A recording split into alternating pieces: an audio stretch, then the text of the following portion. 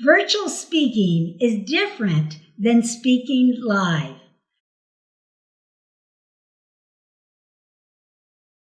Hi, I'm Arvee Robinson. I'm the Master Speaker Trainer, international speaker, and author of Speak Up, Get Clients. And as you know, everybody is in the virtual world now. We've all clamored to online speaking, presenting, networking. So if you're going to be a presenter in this virtual world, you need to learn a few tips on how to do it right. So number one, I want to say, get trained as a speaker and as a presenter. Just because you're in the online world doesn't make you a professional speaker. So first you need to get some professional training. That's my recommendation. Whether you speak online or offline, you absolutely need to get trained. You see, there's a trick to speaking out of the box when you're in the box. And those are some of the techniques that you need to learn. So let's say you're trained and now you're doing your first presentation. When you're in the live world, you're not responsible for anything that happens in that room. In other words, if you're at a Denny's and there's noise happening, you can't help it. No one's going to fault you for that. If the lighting is bad, if the microphone doesn't work, it doesn't matter. No one's going to fault you for that. But in this world, guess what?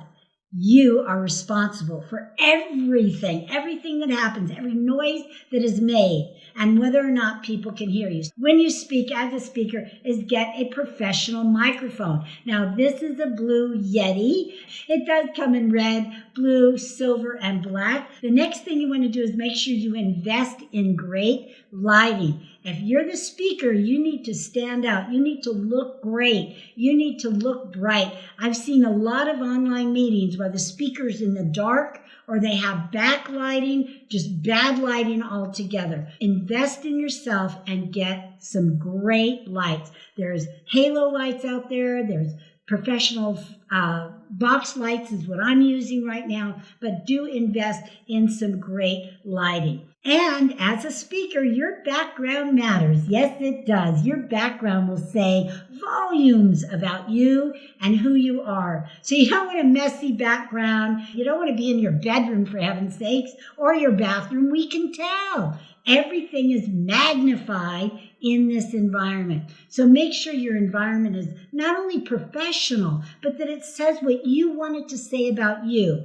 Now you can see my background is red. That's my branding color. You can see I'm into learning, and you can even see my book right there. But I'm into learning and I'm organized, and it just speaks volumes of me, for me, and who I am. And that's what you want your background to do. Now I know a lot of people are using virtual backgrounds. Be careful as the speaker. If you're like me and you use your hands and you're using a virtual without a green screen, you could disappear and it looks really weird. So I recommend not having a virtual background, but if you must, then make sure you have a green screen. Your virtual background is as professional as you want it to be. We can tell when it's kind of a fake background, but put up your logo or put up something like that, and that'll work wonders. And the last thing I want to share about speaking in this world is you need to position yourself properly in the screen. What I do is I stand up, I have a stand-up desk when I speak, and I position myself right in the center